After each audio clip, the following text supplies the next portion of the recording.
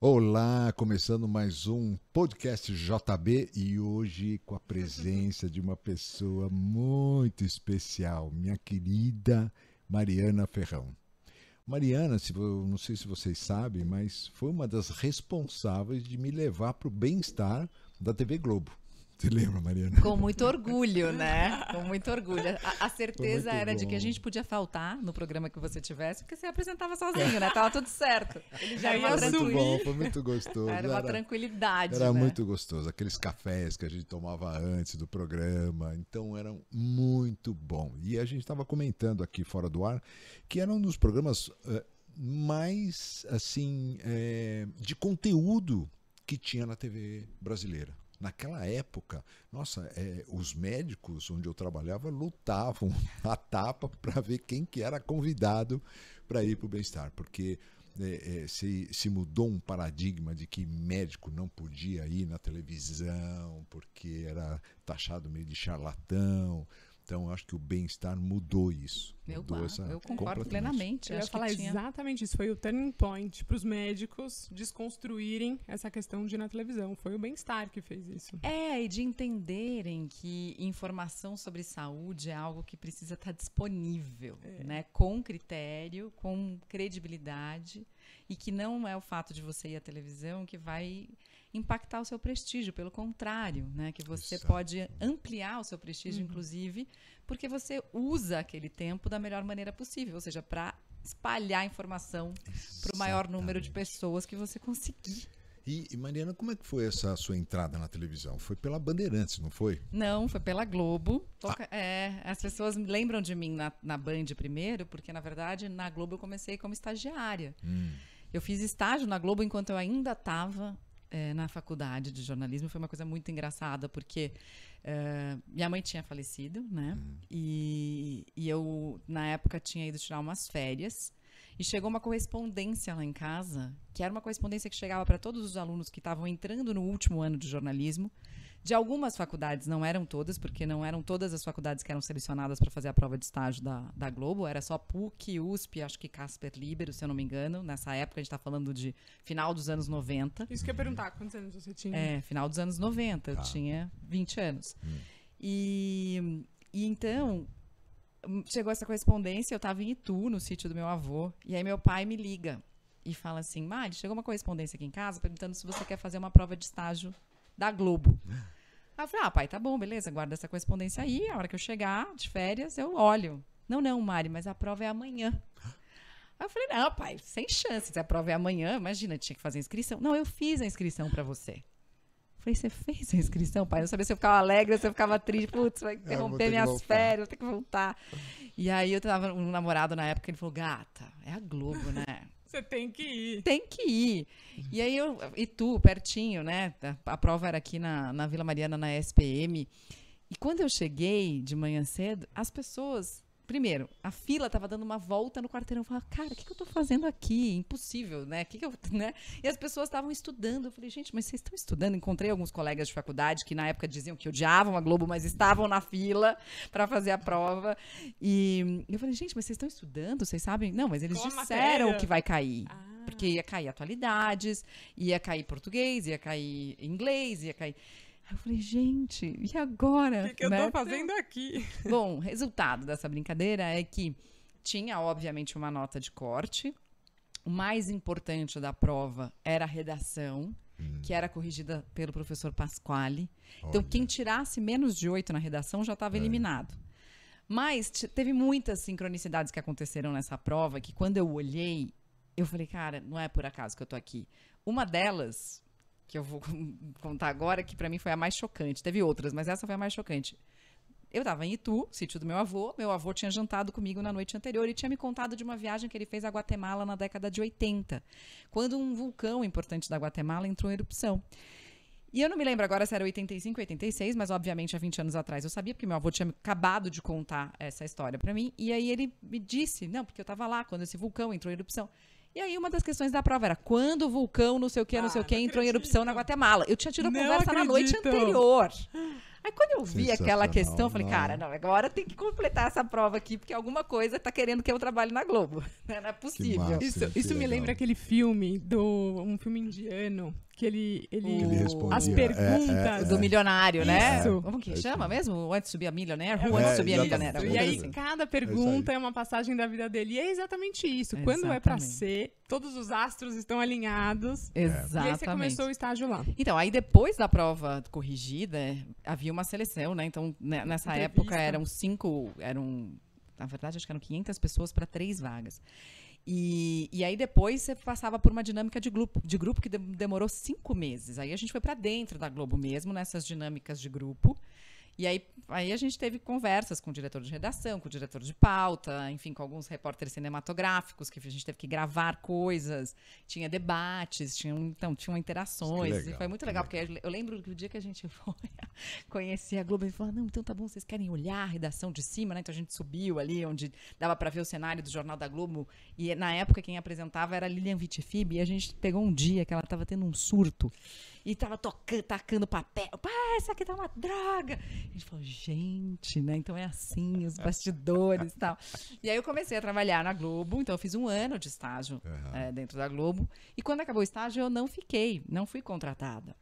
O que na época me deu muita tristeza. Eu falei, cara, que droga, né? Como eu queria. Me dediquei, né? Me dediquei 1 ano. A maior parte do tempo eu fiquei como Isso pauteira que eu no ia te Jornal perguntar, o que Nacional. você fazia como estagiária? Eu assim, passei por todas as áreas, mas como teve gente que tirou férias na época que eu era estagiária do Jornal Nacional, que era responsável pelas sugestões Você de pauta, eu substituiu. substituí durante um bom tempo essas pessoas.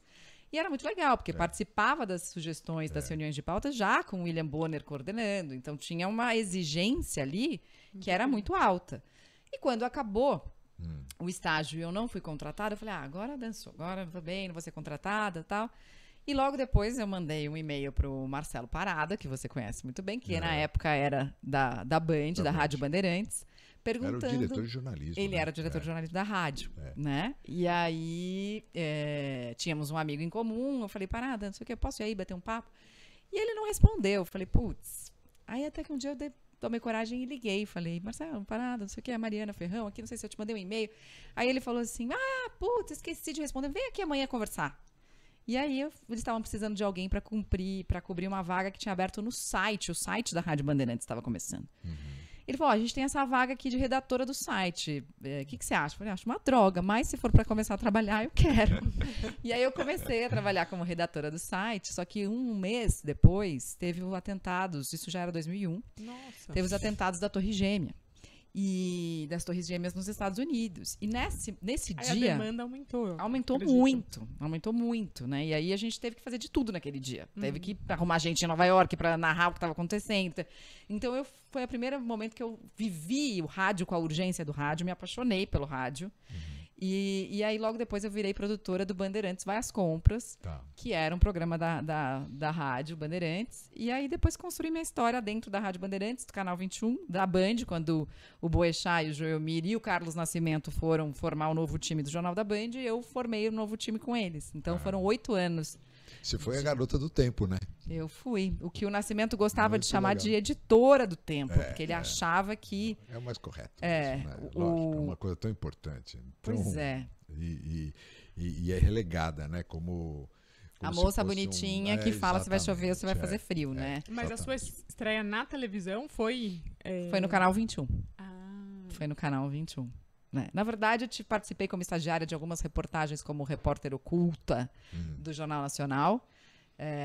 Então eu considero também uma estreia, né? Não, na verdade, aparecendo, mas algumas câmeras escondidas. Eu me lembro de uma reportagem que a gente fez sobre a venda ilegal de dentes naqueles consultórios dentários que ficam na Lapa, populares, na 12 de outubro, em que os estudantes de medicina iam comprar dentes para poder estudar a arcada de odonto, né? Iam comprar para poder estudar. E aí a gente foi comprar os dentes, porque na verdade os dentistas daquela região diziam que precisavam arrancar o dente de pessoas, dentes sadios, para poder fazer um comércio ilegal para os estudantes de odontologia.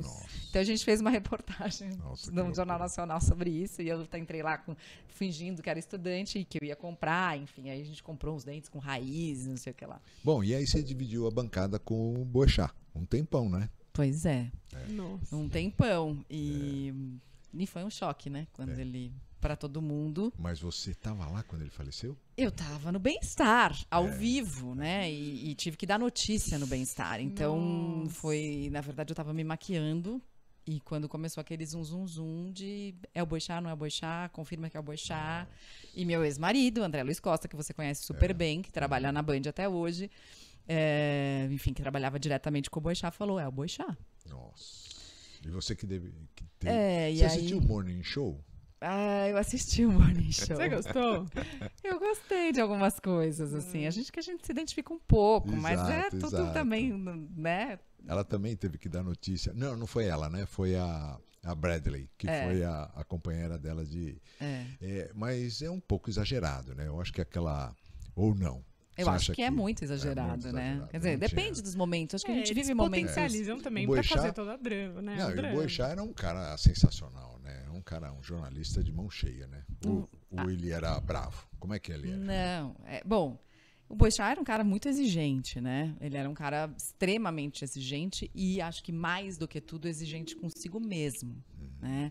Ele era um cara alucinado por trabalho, né? Ele fazia questão de responder todos os e-mails de ouvinte. Ele dava o celular dele no ar, né? E ficava lá respondendo depois todos os e-mails dele.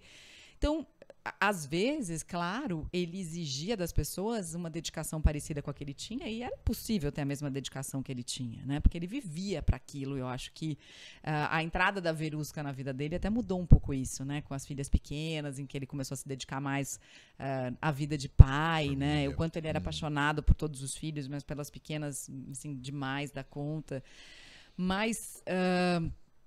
eu acho que ele era um cara muito sábio ao explicar o que ele queria. Assim, eu aprendi muito com o Boixá, o olhar dele, da preocupação final que ele tinha, que era sempre com o público. Tá, o que isso daqui... Tá bom, vocês estão com uma pauta aqui, né? O que isso tem a ver com a vida da minha mãe? Né? O que isso tem a ver com a vida da minha vizinha? Como é que você vai fazer a moça que trabalha na minha casa entender o que você está falando aqui? Eu acho que esse olhar do Boixá era a grande riqueza que ele tinha e ele fazia isso como ninguém, né? O jeito que ele coordenava as explicações para falar sobre assuntos complexos e fazer com que todo mundo entendesse, eu acho que não tinha para ninguém. O Joelmir também tinha muito isso, né? Nas explicações econômicas dele. Sim. Tinha sim. Bom, mas aí depois do Bem-Estar... Você empreendeu, né? Estou empreendendo no gerúndio, né? Você criou o Unboxing Me. O Unboxing Me, na verdade, eu criei quando eu ainda estava na Globo, que é uma jornada de autoconhecimento que funcionava com encontros presenciais. A gente fazia todos os encontros aqui em São Paulo, no espaço chamado Espaço Natividade. Só que depois de um ano fazendo essa jornada de autoconhecimento presencialmente, as pessoas começaram a pedir, putz, eu moro no Recife, eu moro em Salvador, eu moro em Manaus, eu moro em Portugal, eu moro na Califórnia, eu quero fazer. E isso então foi em 2018, e aí a gente tinha uma grande demanda de pessoas que não moravam em São Paulo e que queriam participar. E aí a gente começou em 2019 a oferecer a opção híbrida. Então as pessoas podiam ir presencialmente, mas quem morava em outra cidade podia assistir online. Mas o que era essa jornada, Mari, exatamente? Então, essa jornada ela funcionava uma vez por mês com encontros sobre temas de autoconhecimento. Então, a gente cria ferramentas e vivências para você se conhecer melhor. Então, esse era o intuito. Terapias, meditações. Então, vou dar um exemplo. Pode ser uma meditação, pode ser... Quais são os momentos do seu dia que você faz silêncio? Por exemplo, uma pergunta básica. Em quantos momentos no seu dia você faz silêncio? Escreve aí. 5 minutos para você escrever. Então, tô dando um exemplo, tá? 5 minutos para você escrever em quantos minutos, quais são os momentos do dia em que você fica em silêncio. E aí vai ter gente que vai dizer assim, cara, nenhum, porque quando eu tô escovando o dente, eu coloco o podcast do Zé Bento. Quando eu tô tomando café, eu ligo no YouTube para saber o que tá acontecendo. Quando eu tô almoçando, eu tô assistindo, sei lá, o jornal X. É uma loucura como o silêncio incomoda. Muito, né? Incomoda muito as pessoas, porque é no silêncio que você escuta. Se escuta, né? E se você não se escuta, quem é que tá... quem você tá escutando se você não se escuta? Então a gente começa a fazer uma reflexão por aí. Então, o começo do unboxing tinha essas ferramentas. A gente falava sobre silêncio. Mas era um dia de jornada? Não. Ou eram dias? a gente fez essa jornada etapa. durante um ano inteiro, mas não necessariamente, tô falando de 2018, não necessariamente quem foi, por exemplo, nesta quarta-feira, precisava ir na próxima. Aí, quando entrou a pandemia, o que a gente fez? Só online, certo? E a gente mudou o formato da jornada. Hoje a jornada é formada por 8 encontros, que a gente chama de encontros vivenciais, porque tem vivências como essa aqui. Experiência. Então, vamos supor, eu pergunto para o silêncio para vocês dois, e aí vocês vão conversar numa dupla. Quais são as conclusões que você chegou sobre os seus momentos de silêncio? E você? Aí vocês trazem para o grupo. Olha, a gente chegou à conclusão que a gente não faz silêncio em nenhum momento. Alguém se identifica no grupo? Então a gente discute no grupo. E você que lidera? Eu que lidero. Essas atividades? Eu que lidero, eu que crio as atividades. E agora, os 8 encontros, então a jornada que dura um semestre, a próxima vai começar em março de 2022 e vai até junho de 2022. Elas sempre são baseadas, agora esses 8 encontros, sempre são baseados em um livro que é a base da nossa jornada, coisa que não existia lá em 2018. Então, a gente parte de um texto comum, que não necessariamente as pessoas precisam ler, mas que eu vou pensando trechos, e a partir desses trechos também criando os exercícios em cima, e daí a gente discute nessas vivências em grupo. Nossa, e o que acontece? máximo. O grupo, quando uma pessoa fala, né, quando você fala, eu me escuto, porque eu posso me identificar com aquilo que você fala, ou eu posso falar, nossa, nada a ver isso que ela está falando, né? Ao contrário. Então, tem um treino também para que quando as pessoas vão falando, você comece a se perceber. E a ideia é isso, é sempre vocês percebendo cada vez mais. E os resultados são maravilhosos. Assim, 2.000 pessoas já passaram pela jornada. Que legal. E desde 2018, e os resultados são incríveis, assim, de transformações pessoais mesmo. Presencial. Hoje Os é só online. encontros. Ah, tá. Só online. A jornada é online, acontece às quartas-feiras, de 15 em 15 dias, durante 6 meses, das 8 às 10 da noite. E se a pessoa não consegue ver ao vivo, ela pode ver depois gravado. Não é a mesma experiência, porque tem essa história da dupla, do grupo. Tá. Mas a pessoa pode fazer. Tem gente, por exemplo, que fez esse último semestre inteiro só vendo depois que o negócio já estava gravado. Nossa, que não muito legal. conseguiu participar. E Mari, você já gostava disso, dessa imersão, né, no autoconhecimento? Ou você acha que ter trabalhado com saúde te despertou isso? Então, Ou um pouco dos dois? o que eu gosto, na verdade, desde sempre, é de gente.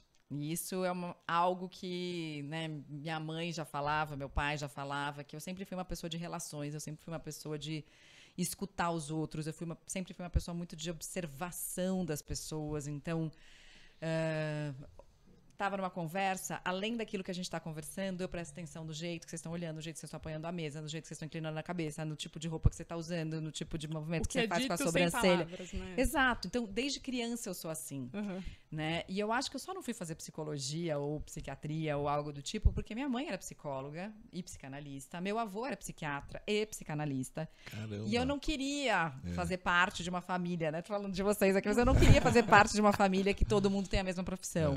Eu achava que isso era quase que uma obrigação, entre aspas, né? E eu sempre fui uma pessoa mais da transgressão e da liberdade do que do dar continuidade. Mas eu gostava do assunto. Gostava do assunto. E hoje eu acho que é uma bobagem isso, né? Porque se eu gostava do assunto, eu deveria ter ido pro assunto. Mas eu fiz um outro caminho. E acho que eu fiz um caminho muito pessoal mesmo, porque eu acho que a vida toda eu vivi longe de mim. Seja porque eu tinha muita vontade de agradar os outros, seja porque eu tinha medo de assumir as minhas próprias vontades e os meus desejos, seja porque eu tinha medo da reação das outras pessoas, do julgamento das outras pessoas.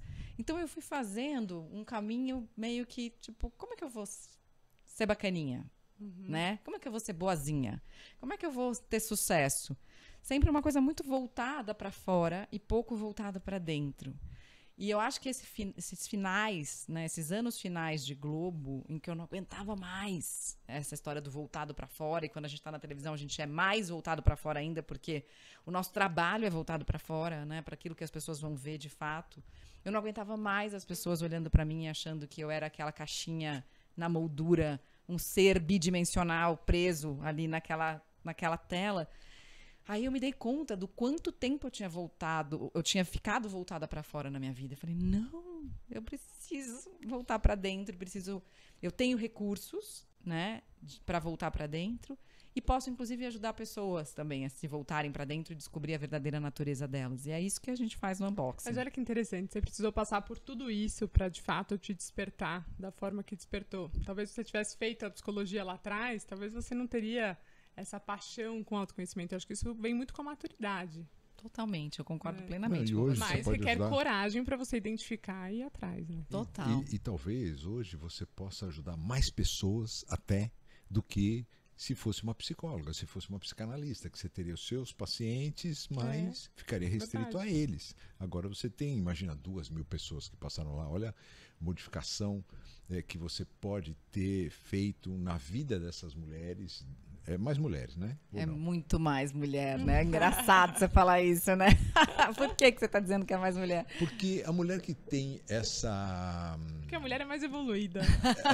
Basicamente. A mulher tem mais essa preocupação com o ser interior. Quer dizer, o homem não...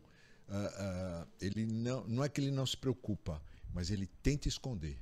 Ele tenta seguir a rotina, ele tenta... Imagina um homem fazer uma terapia, é muito mais difícil do que uma mulher fazer uma terapia. Tá mudando, né? Tá. E eu acho que tem... Ainda bem, né? Ainda bem, mas é um desafio mesmo atrair os homens para a jornada. A gente, quando tem homens no grupo, traz um refresh, assim, porque... Uma visão diferente, né? Porque é complementar, né? Todo mundo tem energia masculina e feminina dentro de si. E eu acho que as mulheres carregam muita energia masculina, né? Nós, dessa geração, né? De 40, 35, 40, até 50 anos, carregam muita energia masculina pela nossa necessidade de ter que fazer, ter que acontecer, ter que bancar, ter que, né, se sustentar. Então, acho que a gente se aprendeu a ser muito assim.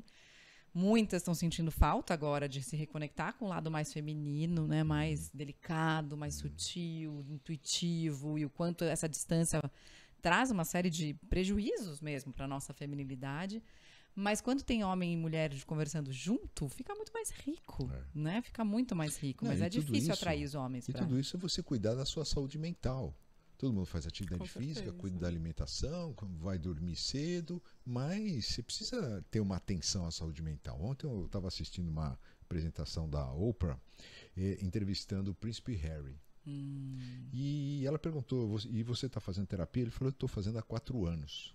Eu disse, mas só 4 anos? Ele disse, eu vivia num ambiente que você falar que ia fazer terapia era se você estivesse muito louco, né? Uma coisa fora, eu tive que sair daquele meio onde eu vivia para pensar e fazer uma terapia. Mas ele tinha 12 anos quando a mãe faleceu e como faleceu.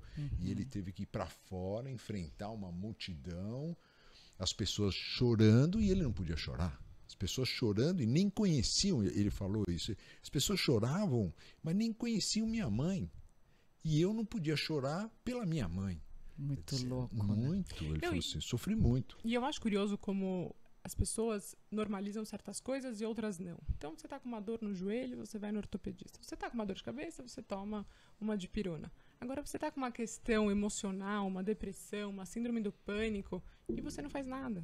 E você tenta compensar, exatamente, esconder com outras coisas. E tem aí uma resistência muito grande com isso. Então, isso a gente está vendo agora uma mudança, né? Sim. Porque aí eu falei do unboxing, mas aí depois disso criado, eu decidi criar a SoulMe, que daí é uma empresa, um dos braços da SoulMe é o Unboxing Me hoje, que é esse braço que eu chamo do braço de experiência da SoulMe. Mas a gente tem um braço de treinamentos corporativos para falar justamente de saúde mental dentro das empresas. Então, treinamento para como você evita o burnout, como você pode lidar com as suas crises de estresse, de ansiedade, de pânico, segurança psicológica, né, que é um tema que está sendo cada vez mais debatido nas corporações, até para criar um ambiente em que você normalize o erro como uma forma de aprendizado, né? Porque para você ter confiança de que você pode arriscar, de que você pode dar um palpite, de que você pode sugerir algo sem ser punido por uma ideia que... Sem medo de errar. Sem medo de errar, né? Mas o que eu tenho percebido nas conversas todas com as empresas durante esse ano, começou o ano passado, eu acho, com a pandemia, que trouxe muito foco para essa questão da saúde mental e emocional, é que agora a gente chegou num patamar onde essas questões atingiram também os líderes, de uma maneira muito brutal, né? E quando isso atinge a liderança e a liderança começa a sofrer por causa das questões de saúde mental, aí sim você tem um desejo real de transformação. É muito curioso, porque assim, é tipo, enquanto eu não sentir na pele, eu não consigo me empatizar com isso. É triste, quase, né? é muito triste, Na né? verdade, Porque é uma crise de empatia, que a gente vive mesmo, né? Essa crise de empatia. Então, se eu nunca quebrei o pé, eu não posso me solidarizar com quem quebrou o pé e que tá precisando de ajuda. É a história do lugar de fala, né? Se você não tem lugar de fala, você de fato não consegue ter uma mudança. Exato. E eu acho que é lógico que é muito triste, né, que a gente precise que a liderança comece a passar por isso para de fato haver um desejo verdadeiro e genuíno dentro das corporações de se valorizar a questão de saúde mental. Mas por outro lado, então chegamos num momento em que todo mundo sabe que se você tiver funcionários com colesterol alto, com diabetes, né, com triglicérides, com pressão alta, vai dar ruim em algum momento. Assim como se você tiver funcionários ansiosos, estressados, com burnout e deprimidos. É isso aí. Então, agora, isso já é uma condição que não dá mais você não precisa mais chegar e explicar isso dentro das empresas. As empresas já estão sabendo disso. Agora, se elas estão tomando medidas adequadas ou não, é uma outra história, né? E se elas estão focando na saúde mental apenas para aumentar a produtividade ou para realmente cuidar da saúde dos colaboradores, ou para simplesmente mostrar para o lado de fora de que estão preocupadas com a questão de saúde mental, aí também é uma outra história, porque eu acho que a gente que tem esse olhar consegue distinguir, tipo, quem está fazendo isso por marketing, quem está fazendo isso por real valor, né? Quero cuidar dos meus colaboradores, e quem está fazendo isso porque, eu preciso produzir, eu preciso ganhar. E tá tudo certo, porque as empresas precisam ganhar mesmo. Mas qual é esse equilíbrio que existe entre ganhar e cuidar? Né? Mas eu acho que só de ter a consciência talvez seja o primeiro passo aí para um cenário completamente diferente. Eu também acho. Acho que não tem outro jeito além desse, né? Primeiro é uma ampliação de consciência mesmo. E o que te despertou, Soumi? Você viveu isso? Eu vivi 2 episódios bem graves de depressão. O primeiro quando eu tinha 17 anos, junto com uma síndrome do pânico, que também foi uma crise bem grave de pânico. E que foi um ano, assim, na verdade, no final da adolescência, né? Tava no meu ano de vestibular, tinha acabado um namoro longo, eu tinha ganhado peso, então tinha uma questão de autoestima, tinha ganhado um apelido de sapo boi. Eu fui sempre uma criança gordinha, mas no final da adolescência eu ganhei mais peso. E aí eu acho que entrou tudo isso numa bola, somada aí à pressão do vestibular, que eu acho que realmente, para mim, que era uma pessoa... Ainda sou, mas muito, muito, muito menos hoje. Que me autoexigia muito. Uma pessoa muito autocrítica, muito voltada para... Eu achava, quando eu era adolescente, que ser perfeccionista era uma qualidade. Hoje eu tenho certeza absoluta de que é um grande defeito. Na verdade, né? Então, acho que tinha tudo isso junto. E aí eu fiquei 2 meses sem sair do quarto. Cheguei a pensar em me matar várias vezes nesse período. Então, eu lembro de uma frase que a minha mãe me falou nesse período, que ela me disse assim, um dia que ela estava desesperada, bateu na porta e falou assim: Mária, é o seguinte, se você não quiser se ajudar, ninguém vai conseguir te ajudar. E aí me veio aquele choque daquela frase, primeiro porque eu queria muito ajudar a minha mãe. Eu estava vendo na cara dela o desespero, né, dela como psicóloga, não conseguindo ajudar a filha adolescente. Coisas que eu ouço muito agora, né? Pelo amor de Deus, eu perdi o contato com meu filho adolescente. Como é que eu faço para me reconectar com ele, né? Tenho muitos amigos passando por essa situação e pessoas que me mandam mensagens nas redes sociais também querendo dicas para conseguir se conectar e tirar os adolescentes dessa situação.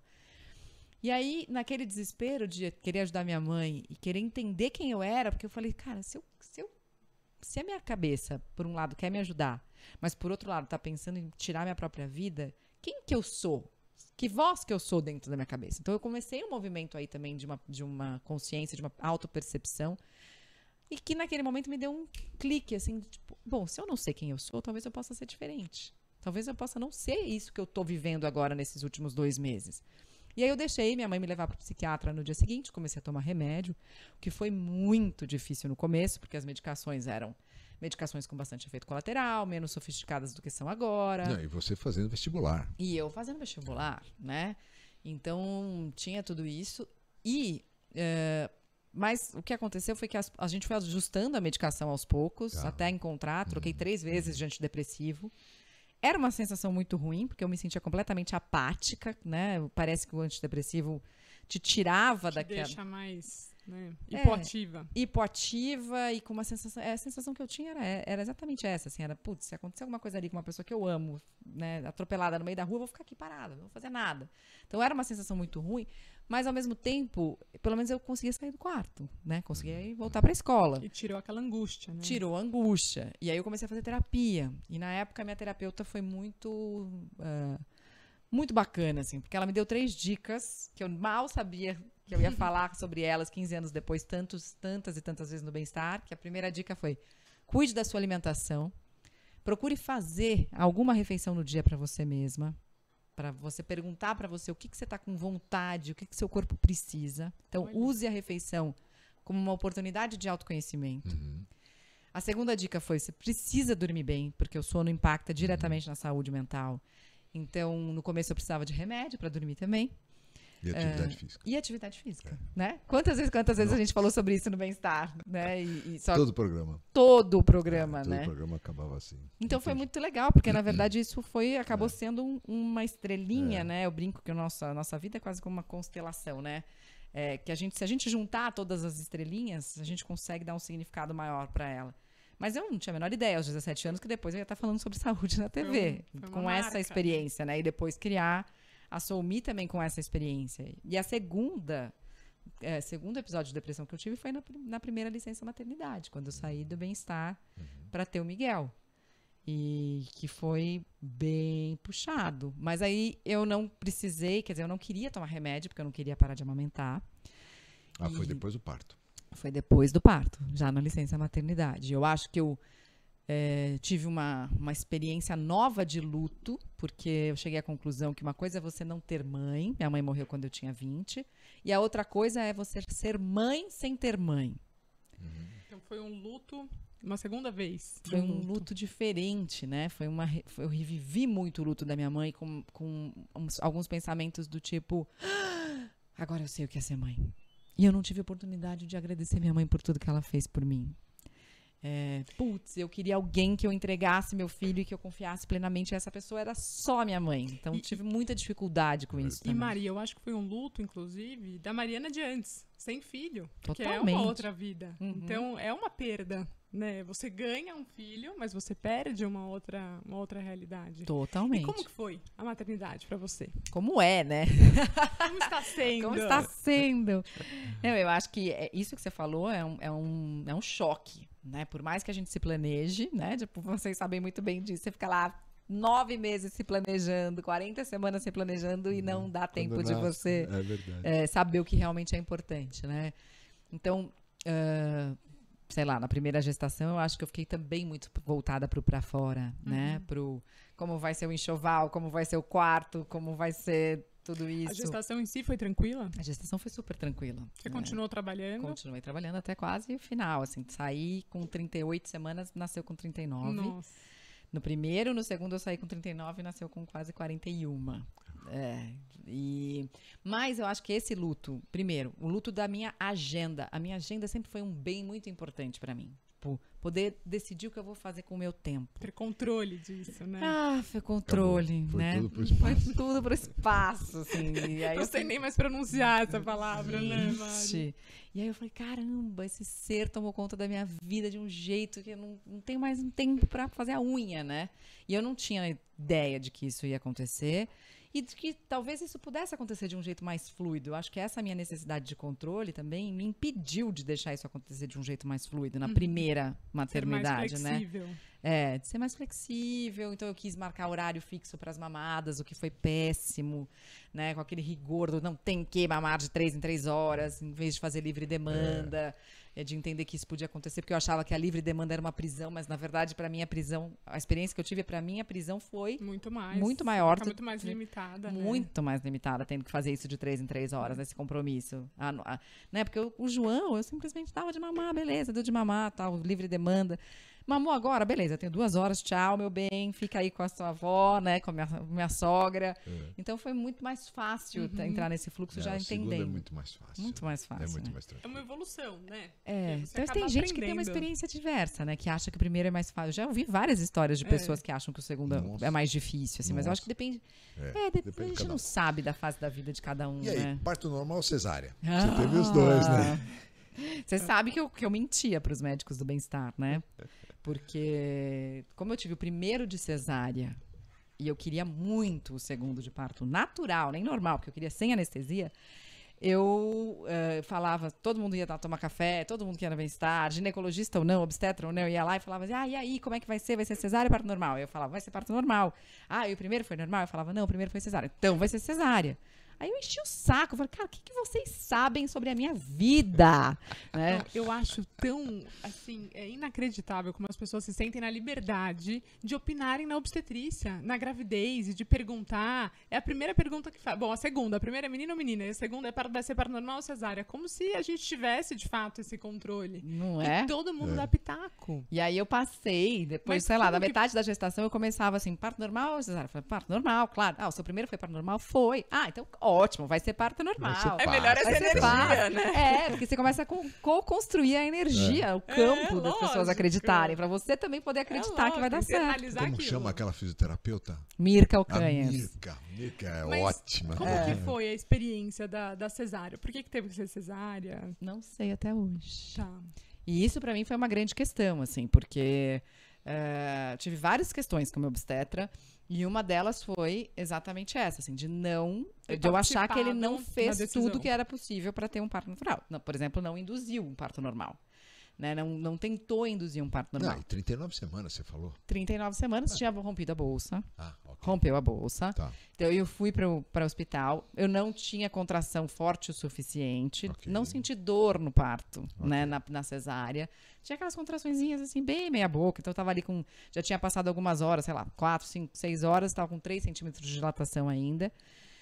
Mas ele não foi para o hospital me acompanhar. Então essa foi uma grande questão. Eu tive uma péssima experiência numa troca de turno no hospital, onde tinham acabado de fazer um exame de toque.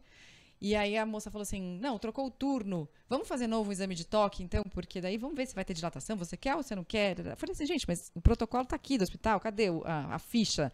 A moça acabou de sair daqui, não faz 3 minutos. Não, mas você não quer um parto normal? Vai que a sua dilatação aumentou. Bom, aí eu falei, tá bom. Aí ela foi lá, fez um novo cardiotoco, fez um novo exame de toque. Aí liguei pro meu médico pra contar. Ele falou assim, você é louca, você deixa fazer um novo exame de toque, você não sabe que com a bolsa rota tem mais risco de infecção. Eu falei, cara, não, eu não sei. Quem tem que saber é você. Então o que você tá fazendo que você não tá aqui? Então foi uma experiência bem ruim nesse sentido. Depois meu corte da cesárea infeccionou, abriu, teve queloide.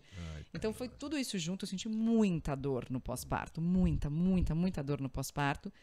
E depois, pesquisando, né, sabendo que, primeiro, experiência ruim durante o parto, aumenta risco de depressão. Dor no pós-parto, aumenta risco de depressão. Então, tive tudo isso. E você já tinha um histórico, Histórico né? A gente não aumenta pode risco de esquecer, depressão, lógico. também. E aí foi por isso que eu me dediquei tanto para, na segunda, não passar pela cesárea de novo. E aí fui fazer fisioterapia com a Mirka, que foi muito engraçado, porque eu fazia aula de dança na época, encontrei com a Mirka no banheiro da academia, que era uma academia de dança, e aí ela, você me conhece? Falei, não, nunca te vi. Ela, eu sou a Mirka Alcanhas, eu já dei entrevista pro Jô Soares, eu falo de assoalho pélvico, e eu não sei o quê, eu blá, blá, blá, blá, blá, blá, blá.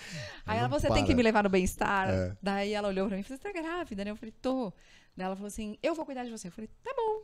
E aí ela foi pro bem-estar, que ela queria falar de vaginismo, de visão de ventre, de uma série de coisas que ela Legal. fala super bem. Incontinência urinária. Incontinência urinária, né?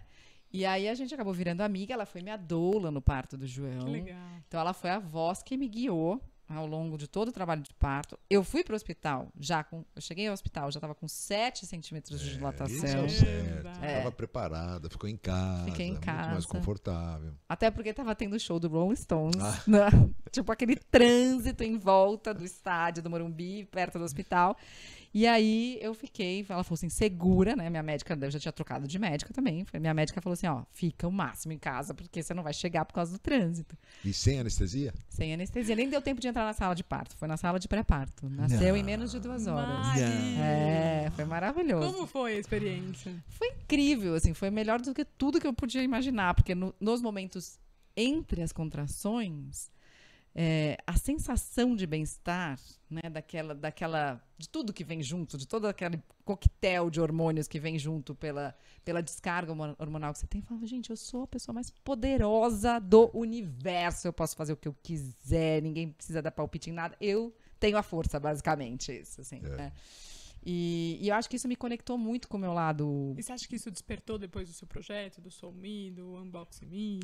Ou já estava... Eu acho que foi... A maternidade do João deu início a tudo isso aí que eu comecei a falar. Porque o João nasceu em 2016 e eu acho que o meu...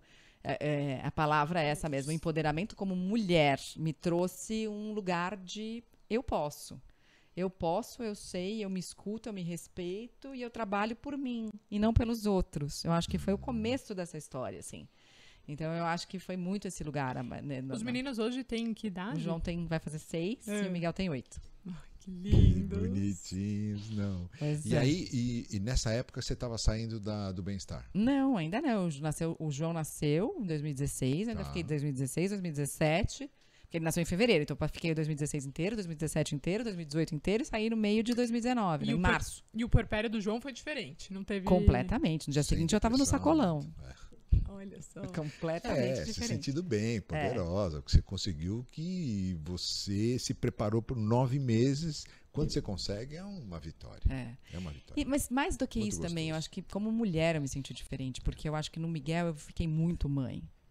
E com o João eu voltei a me sentir feminina, voltei a me sentir mulher, voltei a olhar pra mim sem esquecer tudo isso que a gente é, além de ser mãe, né? Acho que isso foi bem interessante. E a sua saída da Globo, como é que foi?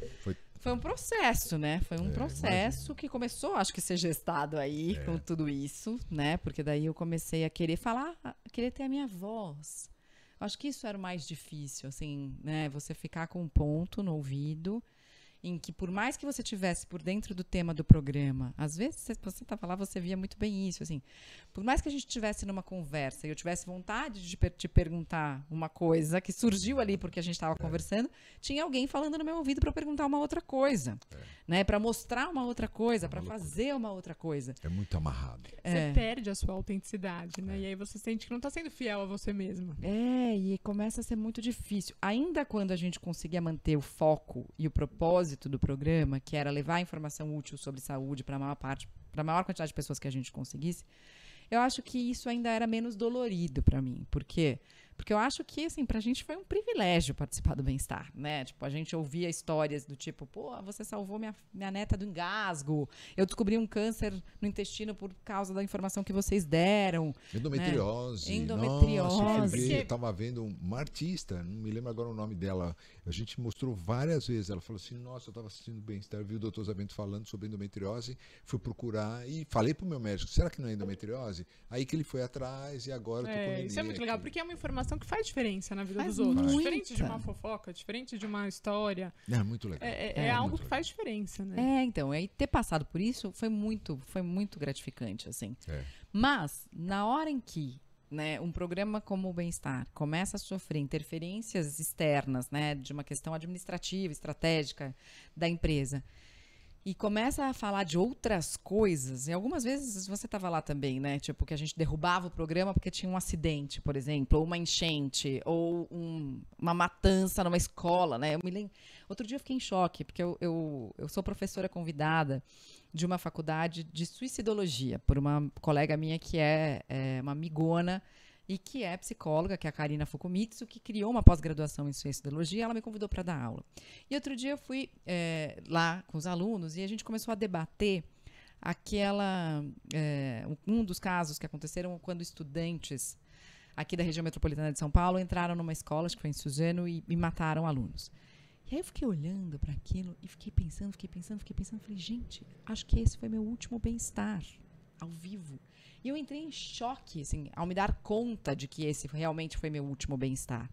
Mas foi uma sequência de coisas, assim, né? Então eu me lembro de um programa, por exemplo, em que a gente falou, em que a gente entrou no estúdio, estava com um cardiologista, tá, Dr. Nabil Goraieb, e a gente ia falar sobre cardiologia. E de repente, não lembro se era sobre...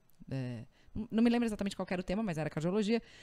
E aí, de repente, entra no estúdio e fala assim, ó, mudou tudo, a gente vai falar sobre o caso do segurança que matou o menino no estacionamento do Carrefour. E aí... E o Nabil? O Nabil ficou lá, tipo, né? E é isso, né? Que o Nabil ficou lá e aí queriam fazer uma associação, no meu ponto de vista, completamente indevida entre uma morte por asfixia, que era um mata-leão que o segurança tinha dado, e um engasgo. Queria que o Nabil comparasse o mata-leão com o engasgo. Eu falava, cara, eu não vou falar isso. E aí eu me lembro de algo que pra mim foi muito chocante, assim, que eu comecei nessa hora, você descreve o que você tá vendo nas imagens, porque o que a gente pode falar sobre esse tema? Nada, além do que a gente já sabe. O cara morreu, segurança matou, o menino tava lá, aparentemente não fez nada de errado, mas por causa da cor da pele, etc., essa mesma coisa que a gente tá cansado de ver desse racismo estrutural que acontece, ele foi confundido com um ladrão. Beleza. Então você começa a descrever as imagens. Olha, gente, a gente tá vendo essa imagem. Aí eu falei assim, o que mais me choca nessa imagem, doutor Nabil, é que nessa imagem a gente não consegue ver o menino, de tanto que o segurança tá se colocando, prendendo ele, né? E aí eles rebobinaram a imagem, nem rebobina mais hoje em dia na fita, mas enfim, eles colocaram a imagem no ponto em que dava para ver o menino. E aí entrou uma voz no meu ouvido dizendo assim, mostra a imagem de novo e fala que agora dá para ver o menino e mostra como ele tá roxo. Nossa. E eu ouvindo aquilo, conversando com o Dr. Nabil, conversando com o Fernando e pensando, eu não vou falar isso de jeito nenhum. Por quê? Porque naquele momento eu falava, a família do menino pode estar vendo essa imagem. A mãe do menino pode estar vendo essa imagem. Né? Uma falta de sensibilidade. Eu falei, cara, eu não vou fazer isso. Eu não vou fazer isso. Então você começa a entrar num dilema do que é absolutamente relevante para você, o que é ético, né? Ético, quais são os seus valores. E aí quando aquilo começa a conflitar demais com os seus valores, você fala, cara, não dá. Não dá. Então, e aí, num esforço hercúleo, porque você tem que manter o foco, a concentração, saber que você está ao vivo, você não pode simplesmente falar assim, cara, eu não vou falar isso nem a pau, né? Tirar o ponto e dizer, porque a vontade era essa, a vontade era assim, meu, toca aí sozinho então, porque eu tô caindo fora. Mas, aí ao mesmo tempo, você fazendo reflexão, cara, isso é bem-estar? Né? E o meu bem-estar, onde é que fica, né, com tudo isso? Então aí começou a ficar insustentável. Eu já estava com muita vontade de sair com essa... Quando eu comecei a fazer o unboxing, eu comecei a entender que eu conseguia fazer outras coisas além de trabalhar na televisão. E comecei a entender também que fazia muito sentido para mim fazer isso. E comecei a entender também que fazia muito sentido para as outras pessoas que eu fizesse isso. Então, é como de repente você está no seu flow. E aí você voltar para um lugar, né, para um tipo de... Não estou nem falando da Globo, porque sou muito grata à Globo, mas para um tipo de trabalho mesmo em que você se sente completamente desconectado de quem você é. Então, o que eu acho que aconteceu foi que a Globo foi saindo de mim, né? Antes de eu sair da Globo, a Globo foi saindo de mim. Eu saía de férias, eu não tinha mais ideia de pauta para o programa. Eu olhava para as coisas e não tinha mais vontade de dar sugestões nas reuniões, porque eu não concordava mais com o tipo de comunicação que estava sendo feito. Então a Globo foi saindo de mim. Que bom, né, Mari? Pensando dessa forma foi mais fácil, porque foi se desprendendo aí a gente vai mudando, dos dois lados. A gente vai mudando. Mas eu acho que essa é a beleza da vida, você poder transitar aí em vários lugares, em várias profissões, em vários momentos diferentes. Você não precisa ficar só fazendo a mesma coisa a vida toda. Eu acho que isso até porque hoje em dia, com a nossa expectativa de vida aumentando cada vez mais, né? Uma coisa é você pegar 60 anos atrás, quando a gente morria com 45, né, na média, e ter uma profissão só. Agora, se a gente vai morrer com 100, como é que a gente vai ter uma profissão só, uma única tarefa na vida, né? A gente tem que se reinventar, não tem jeito. E foi o que você fez, né, Mari? E você acha, Mari, que esse despertar do autoconhecimento, da autopercepção, isso mudou a maneira como você educa seus filhos, como você cria os seus filhos, como você olha, assim, pra... Totalmente. Eu acho que na verdade, assim, eu acho que eu ganhei algo muito valioso da minha mãe, que é enxergar crianças de qualquer idade como pessoas. Às vezes eu vejo mães e pais lidando com os filhos como se eles fossem só criança, e não considerando eles como pessoas. E eu acho isso um desperdício, assim. Porque, ok, é uma pessoa que ainda é criança, mas é um ser único, especial, né? E que veio na vida e que daqui a pouco vai começar Questionar? não, ele já questiona pra caramba, mas a construir mesmo a sua identidade como pessoa. E se você não cuidar dessa identidade, dessa essência, né, como pessoa, desde que eles são pequenos, né, você acha, mas é só criança, a criança não tá entendendo nada, né? Tem adulto que fala coisas perto de crianças que eu fico horrorizada. As crianças captam tudo. Tudo. Né? Mas, Mari, tem pais que não conseguem enxergar que os filhos são adultos. Eles sendo adultos, você imagina a criança. E é verdade, porque isso implica... É muito triste. Mas eu acho que às vezes não é nem triste, eu acho que isso implica no pai entender que o seu filho cresceu e que vai ter opinião própria e que vai poder se posicionar e que tudo bem. E que é um luto também, nova, né? A gente perceber que os filhos cresceram. Claro que é um luto. Mas é uma nova parceria e que você vai ter que realocar o seu amor com o seu filho de uma outra forma. Total. Mas eu acho que sim. Então, o primeiro ponto é esse, é de enxergá-los como crianças. O segundo ponto, que eu acho que é uma coisa que eu fico muito atenta com essa história da saúde mental e do autoconhecimento, é ajudá-los a identificar as emoções. Né? Então, eu vou dar um exemplo, que eu acho que assim, a gente não tem repertório de educação emocional. Né? É muito difícil a gente entender, por exemplo, que a gente pode, no mesmo dia, ser triste e feliz. Né? E para a criança, ela precisa dessas referências, com exemplos práticos de situações que estão acontecendo naquele dia, naquela hora, naquele momento. Então, precisa pontuar para ela começar a formar esse repertório, esse vocabulário, essa granulação, né, que o Daniel Goleman chama da inteligência emocional. Então, eu vou dar um exemplo muito básico de uma história que aconteceu, mas que para mim foi muito marcante. Assim. Eu estava dando banho no João, que é o mais novo, e eu adoro fazer massagem neles depois do banho, então eu fico lá, tipo, é o momento de passar creme, tarará. Agora eles estão cada vez menos deixando, né? Mas, nesse momento, o Miguel entrou no quarto, e o João era bem bebê ainda, e o Miguel tinha 3,5. E o Miguel começou a fazer uma birra, do tipo, eu não vou tomar banho hoje, começou a se jogar no chão, e tarará. Aí eu abracei o Miguel com a toalha, né? Falei, o João já tinha ficado pronto, mas abracei o Miguel com a toalha e falei assim, olha, Miguel, eu tô vendo aí um ciúme do tamanho da lua. Porque, óbvio, né? O outro entra no quarto, tá fazendo massagem no irmão mais novo, tá dando toda atenção, ele tava vendo o quanto tava gostando, os dois estavam gostando daquela cena. E ele olhou pra mim e falou assim, você tá errada, mamãe. Não é do tamanho da Lua, é do tamanho de Júpiter. Aí eu falei, cara, que sensacional, né? Porque além de tudo, então além da aula de autoconhecimento, né, e de inteligência emocional, ele me deu uma aula de astronomia, né? Tipo assim, olha, eu já sei que Júpiter é maior que a Lua, então o meu ciúme é maior do que... Porque assumir os ciúmes então, difícil. Isso é muito legal. E eu me lembro de uma vez, né, que ele falou assim, ele não queria tomar banho. E foi muito engraçado. E aí ele falou assim... Acabou o banho, né? Ele tava muito bravo, ele não queria tomar banho. Ele falou assim, mamãe, sabe o que aconteceu com esse banho? Eu fiquei de bom amor.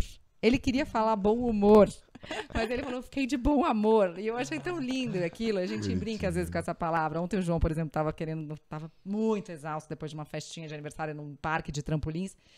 E aí o Miguel assim, João, pensa que o banho vai te trazer bom amor, né? Então depois eles ficam passando um pro outro, assim. Então acho que você ajudá-los a identificar o que eles estão sentindo é muito importante, né? É muito Mari, importante. E o Covid, hein? Você pegou logo no começo, hein? Peguei no começo, quando tinha 200 pessoas contaminadas. Nossa, e aí? Aí que foi um choque em todos os sentidos, especialmente na... Você estava num condomínio, né? Teve essa história que foi muito louco, assim, porque na verdade o que aconteceu, eu peguei, aí eu falei, contei no YouTube que eu tava com Covid, numa live, até com a doutora Ana que participou, falando um pouco dos sintomas e tal. Havia uma discussão naquele momento se era o caso de usar máscara ou se não era o caso de usar máscara, lembrando que a gente não tinha pessoas mortas ainda no Brasil. Eu tinha participado de um evento na Bahia, numa palestra, e tinha voltado, eu não sabia, mas eu tinha voltado num voo onde tinha pessoas contaminadas, então provavelmente eu peguei aí, ou no evento que eu abracei, acaba a palestra, mais de 1.000 pessoas no evento, enfim, aquela história. Então, enfim, a gente nunca vai saber onde a gente pegou, né? Mas, depois de 14 dias, eu fui para Itu, eu alugava uma casa em Itu, eu já estava de saco cheio de ficar em casa, trancada, e estava no condomínio, um condomínio céu aberto, eu liguei pro médico e falei assim, e aí, eu posso dar uma caminhadinha? Ele falou, pode dar uma caminhada no condomínio? Eu falei, pode. E uma pessoa me viu no condomínio andando sem máscara e sabia que eu tinha pego, mas não sabia quando eu tinha pego, não sabia qual era a situação. Não falei com ninguém, estava longe de todo mundo, mas o fato é que aí entra a questão dura de ser uma pessoa conhecida, né? Porque é pro bem e pro mal. Tudo é pro bem e pro mal, né? Tudo tem dois lados. E aí as pessoas começaram a ficar em pânico, dizendo que eu estava colocando todo mundo em risco, mas eu perdi contrato por causa disso. De algumas empresas que não quiseram mais que eu fizesse os treinamentos lá de saúde mental, de pessoas, palestras contratadas. Então, assim, isso para mim foi até o de menos, porque... Nossa, eu não lembro disso. Como pessoa pública, eu acho que você tá mais acostumada com esse tipo de julgamento que as pessoas fazem de você. Mas para mim foi muito chato, porque os repórteres ficaram fazendo plantão na casa da moça que trabalhava para mim, lá em Itu, que é uma fofa, uma pessoa divina. E aí, imagina ela, né, lá na casinha dela, com repórteres dormindo e amanhecendo na frente da casa, ela com uma filhinha pequena, sem liberdade de ir e vir. As pessoas querendo que ela falasse mal de mim. Então, assim, foi... E aí, quando o repórter da Folha me ligou para perguntar sobre isso, aí eu contei para ele a história, o que tinha acontecido, a ordem dos fatos, tal, não sei o quê. Aí eu falei, agora, deixa eu te perguntar uma coisa. Isso já aconteceu, né? Já está resolvido, etc. Você acha que isso vai trazer algum benefício para quem está lendo? Você acha que vai trazer alguma relevância? Aí ele falou, não, mas eu vou publicar mesmo assim. E aí é o que a gente diz, né? Sobre a consciência de cada um, sobre o que cada um quer fazer com aquela informação. E foi horrível, assim, porque aí houve uma grande discussão no grupo do condomínio. Quando eu entrava no condomínio, um segurança me acompanhava. Eu fiquei com segurança na minha porta, do tipo, isso que as pessoas dizem que sentem, né? Ou melhor, dizem que sentem nada, que as pessoas sentem mesmo nessa história do racismo, né? Eu não estou dizendo que o que eu sentia é do mesmo porte, mas eu consegui entender o que é, por exemplo, você entrar num lugar e ter um segurança olhando para você, achando que você vai roubar alguma coisa.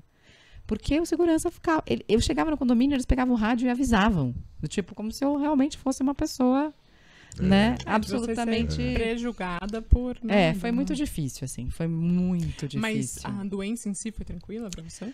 Não foi. Então, isso também foi uma coisa muito ruim, porque...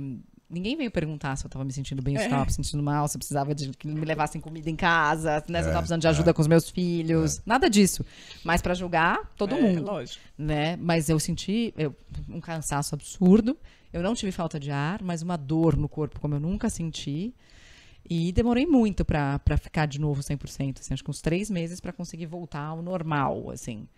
Mas, graças a Deus, dos males menor, assim, né? Não tive que ser internada, não precisei ar, não tive nenhuma sequela disso, como a gente sabe, tantas pessoas que têm sequela, né? Mas não foi tranquilinho, assim, não foi uma gripinha. Não é uma gripinha. Não é uma gripinha mesmo. A gente bem sabe, a gente ficou internado, né? Vocês ficaram internados? Uma semana. Uma semana no Einstein. Eu passei o Natal no Einstein. Eu passei o Réveillon. Caramba! Uma loucura. Ai. Foi uma loucura. Mas aí também, sem sequela, quer dizer, passamos por essa e vamos ver, agora tem outras cepas, né? Agora é o tal negócio, é uma gripe, realmente, e é um vírus que sofre mutação. A gente vai ter que conviver com esse tipo de mutação e tomar as vacinas, né? Ainda bem que existe toda essa tecnologia que pode nos ajudar.